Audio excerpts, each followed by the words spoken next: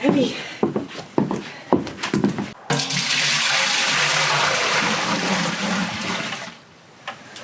So I thought for some of you guys that are interested in making your own syrup, but you have a very small scale amount to harvest or a small scale processing system, I'll talk through specifically what we do during our harvest season just to make it manageable, I guess.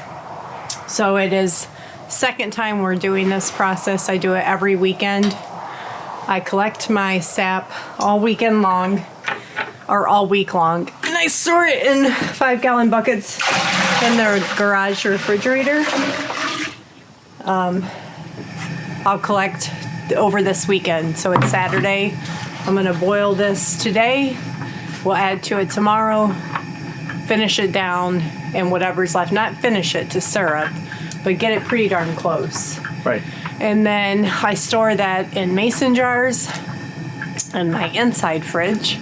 And hopefully I'll end up with, you know, I don't know, 8 quarts or so by the end of the season. And that's what will turn into our final maple syrup. Yep. And you do need to keep it cool. So like normally when you're harvesting sap like this, temperatures at night get below 0 and above. Not below 0, below freezing. Below freezing. And during the day they go above freezing. And that's the cycle that moves the sap up and down through the tree. Right.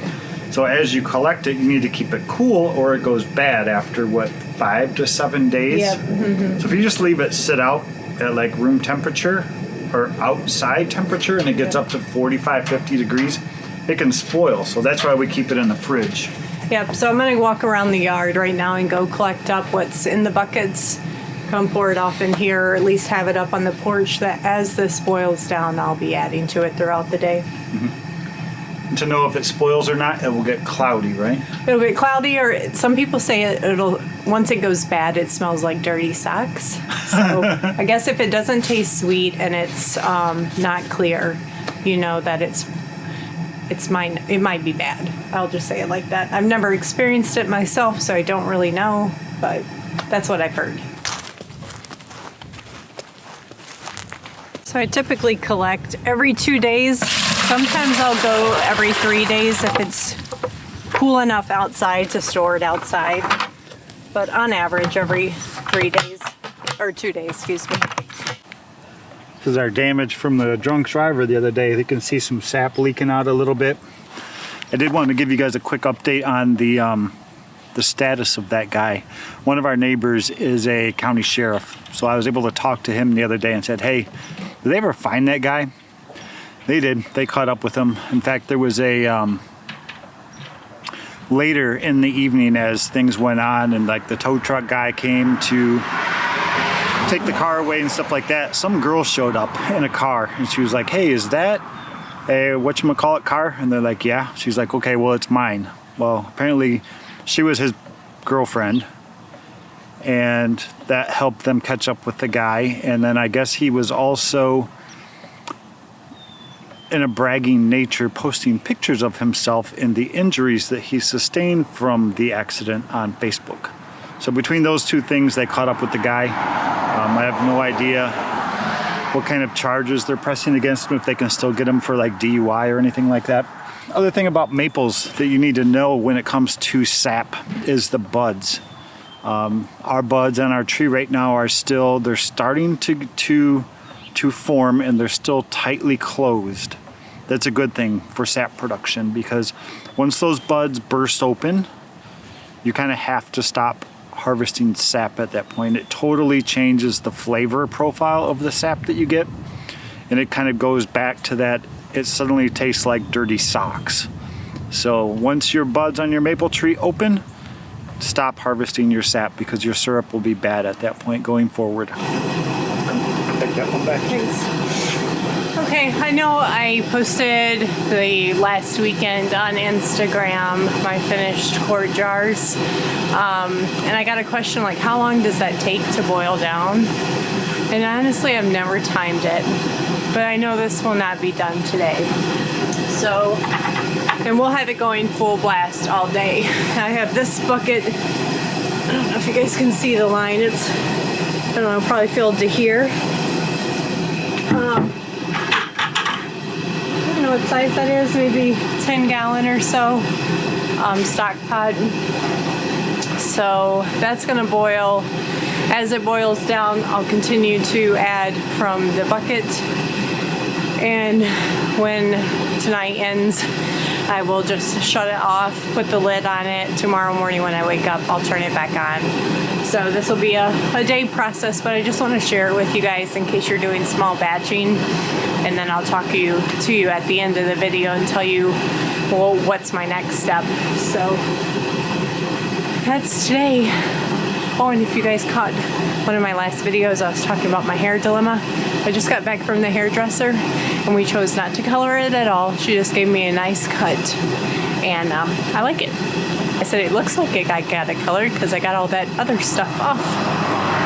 So Todd wants the camera though. He's going to be working on the Jeep today. So if you guys are interested in that Jeep reno, we'll be having some updates here coming now that the garage might be workable temperatures. So I'll see you guys back probably later today, show you how much is boiling down, how I'm going through the process. Until then, I'm gonna go have some lunch. Okay, it's fogging everything up, but it's been about an hour and it has boiled down, I would say, at least 2 inches. So I'm gonna add back to it. And I don't know if you guys can see the big clump of foam in there. You could certainly start taking that off at this point. So there we go. I'm probably gonna go in and get my skimmer and start skimming off some of that foam. So maybe I've got about another 2-3 inches in this bucket and I will add it to this the next time it boils down. But maybe that'll give you a judge about how many, an inch or two an hour, 2 inches an hour. Not sure what that equates to in gallons, but it's an all-day process using a turkey fryer anyway. Whew. Well, it's the next morning, and I actually, we ran out of propane yesterday, probably around 5 o'clock or so, so I had to just turn this off and put the lid on until Todd got more propane. So this is kind of like the foam that skims off the top. And we are, I would say, 2/3 full in my pot. Maybe it's gonna warm up around lunchtime, so I'm probably gonna harvest whatever sap I get by around 3. Pour that off in here, and then we'll just let this boil the rest of the day. This is a full propane tank, so it'll last me the rest of the day. Definitely an expensive way to make maple syrup, believe me. Cost of propane, and you'll go through probably a tank to make, at least we do. We go through a tank to make ours. I'll see you guys back later this evening and show you the finished product, how much I boiled down to over a weekend. Okay, I'm shutting it off. Sorry, it's pretty dark. I think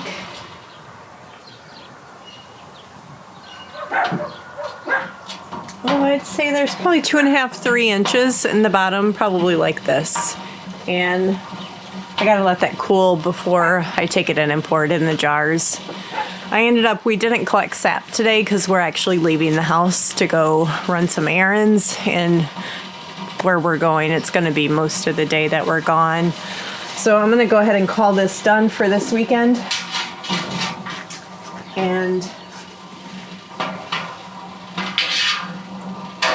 I'll see you guys back later tonight after I get it jarred up.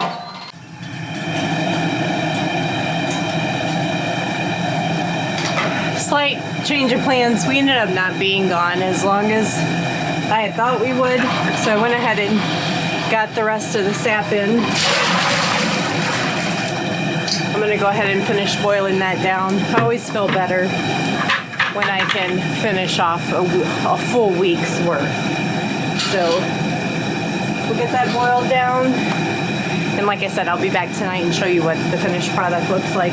All right, well, ignore this. Different video. If you missed that, we made enchilada casserole for the casserole collaboration going on. But this is the maple syrup video.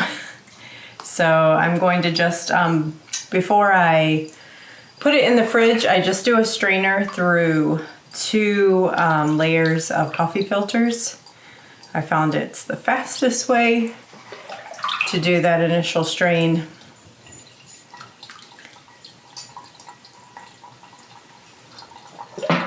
We probably have right at 2.5 inches in the bucket. Whoops, overflowed. Syrup is really, really thick, so I have a hard time straining it to any kind of fast pace. So I will show you when the filter's done what you're catching. You're catching all the mineral deposits from the sap. People refer to it, I think, as sugar sand. And it's pretty thick, gummy stuff. I told myself last time I did it to save it and like spread it on toast the next morning because I'm sure it's good for you. All those natural minerals coming out of the tree. And it tastes actually good. It's kind of, I said it's like a maple butter. But I didn't do that. The syrup at this stage, as you'll notice as it's pouring through, it's still pretty watery, but it is definitely already sticky. So after this, I usually have to wash everything really good, the counters, my hands, because they will be super, super sticky. Okay, hopefully that shows up. Let's see if we can hold it to the light. See all that? That is all the mineral deposits. And it gets really, really thick, and it's kind of gritty, and it kind of feels like sand or slime, like kind of like a slime, a sludge. So doing it this way, I've got to change out my filters often, so that's what I'm going to do. Well, that's about 1.5 gallons of maple syrup getting ready to be put in the fridge. We're going to save this probably 1 more week of harvesting, and then we'll do our final boil down. That's the tricky part. Find that temperature, find that hydrometer setting, and see if we can't get some good syrup out of this. Thanks guys for coming along. And I hope it was helpful for some of you that would like to do it, but just have a small system set up. It's possible. Takes a little bit of time, but it's fun. Talk to you guys later.